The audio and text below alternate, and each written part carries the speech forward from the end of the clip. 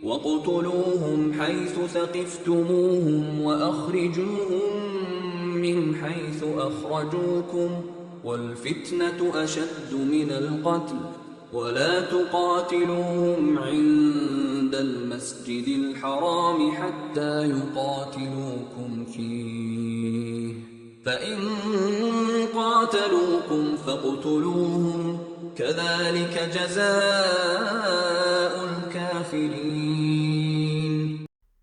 আর তাদেরকে যেখানে পাবে হত্যা করবে, এবং যে স্থান থেকে তারা তোমাদেরকে বহিষ্কার করেছে তোমরাও সেই স্থান থেকে তাদেরকে বহিষ্কার করবে। আর ফিতনা হত্যার চেয়েও গুরুতর।